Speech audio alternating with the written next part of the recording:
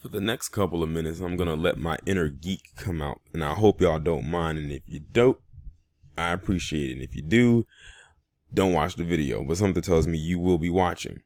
So, in case y'all don't know, the San Diego Comic-Con is currently going on right now. It's an annual event that happens in San Diego, of course, where it's a comic convention where, you have different people come out dressed in costumes. They talk about different comics, but one of the biggest things that they ever talk about is what happens in a location at the convention center in a ballroom called Hall H. Everybody who knows about Hall H knows what goes down in that particular hall. That's where they do all the show announcements. That's where they do a lot of the movie announcements. So Marvel had a panel where they were announcing the upcoming events for phase 4 of their slate for the MCU. They were announcing various movies and the upcoming shows on the Disney Plus streaming service that is about to be unveiled at the end of the year. There were two announcements that were made that literally made my day. One of them was probably one of the bigger announcements, and I'm going to talk about that one first. And that's the one you see on your screen. This is, of course, if y'all do not know, Mahershala Ali. And in the picture next to him is the character Blade. Now you're kind of making the connection. It was announced officially that Mahershala Ali will be the new Blade. Now, we don't know if the Blade is going to be a movie or if it's going to be a streaming show. That's the one thing we don't know about yet. Hopefully it is indeed a movie, and hopefully it has the same grittiness as the original Blade did. Because you have to be kind of worried a little bit because it is Marvel, and Marvel is owned by Disney, and Disney likes to make stuff kid friendly, but hopefully they stick with the same formula. Now a lot of people are saying, oh, they should have got Wesley Snipes back to do Blade and everything like that. Listen, I knew they weren't going to get Wesley Snipes back to do Blade. Now I said maybe they can give Wesley Snipes a cameo in the Blade film, since he was the one that catapulted the Blade character back in the late 90s. Or, like someone else said, maybe they could have him play Whistler. Those of you who don't know who Whistler is, he was Blade's mentor. He could play him. Or, best case scenario, if you want to give him an even better role, have him play Blade's father. And he's the one that takes up the mantle. Now, I don't know if Blade had a son. I do know he had a daughter. But I don't know if he has a son. But you know what? They like to rewrite a lot of stuff anyway. Why not just kind of throw that in there? Nobody would really care. People would still go watch it, regardless. And because if Wesley Snipes is a part of it, why not? Put him in there. It's because of the Blade movie that he pretty much saved Marvel. That's why we got all the other Marvel movies that came after it. I think that this is a good casting choice because if you look at Mahershala Ali right here and you put him side by side in a picture of Wesley Snipes when he played Blade back in I think it was in 98, they look almost exactly alike. Now, a lot of people were saying that Blade was this big swole guy, and yet he was. So, but people act like this movie is about to come out tomorrow. Mahershala Ali has enough time to get in shape, and everything like that, because we don't know when the movie is actually going to come out. We just know that it's happening and that it's coming out within the next maybe two or 3 years. So that's enough time for him to, get more, more muscle mass to his body, because when Wesley Snipes took up the role of Blade, he wasn't that size. If you look at the movie he did before then, in the movie that he did when he did Blade, that's two different body types that he was working with. The same thing happened with Michael B. Jordan. When he did the role for Killmonger, he had to put on more mass, and then when he went to do Creed 2, he had to shed I guess you could say mass as well, because he had to get into boxing conditioning shape opposed to being in a more warrior military style shape.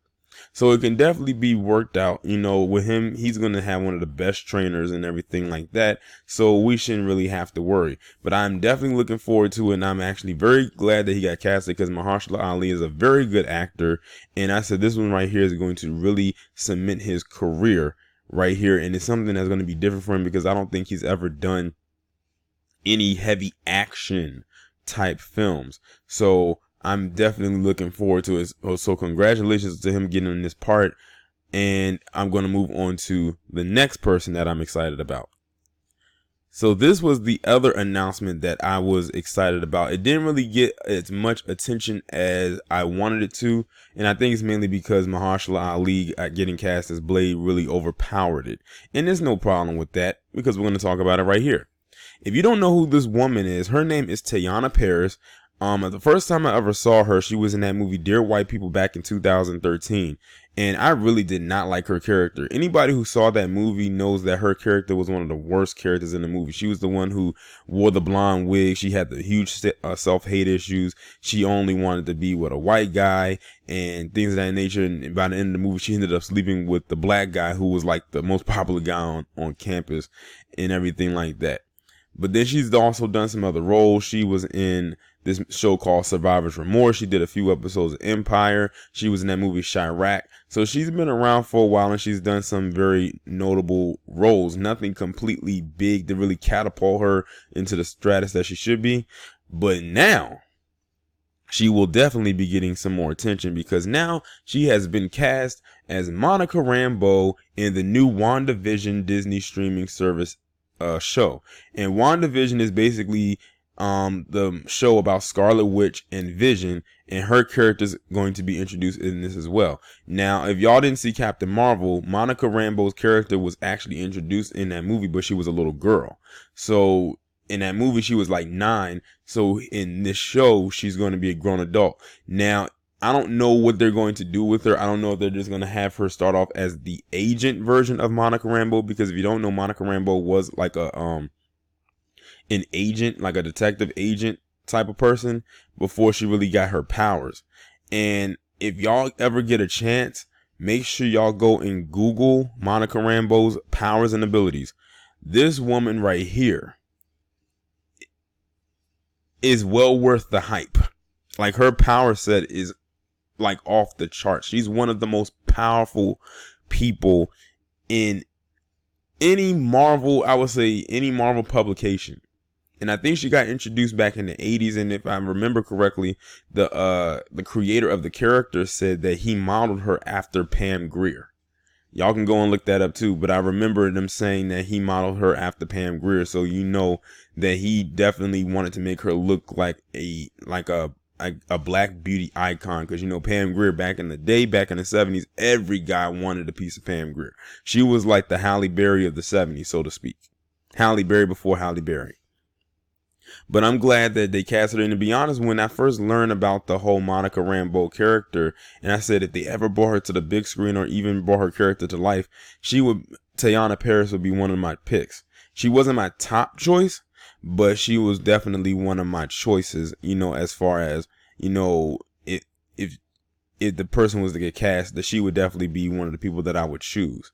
Now, the actress DeWanda Wise was supposed to play in Captain Marvel, and I think she thought that the Monica Rambeau character was going to be grown, but I think she backed out of it when she found out that she wasn't, and she didn't want to play the mother. Now, they said it was scheduling conflicts, but I think the truth is that she wanted to play that part.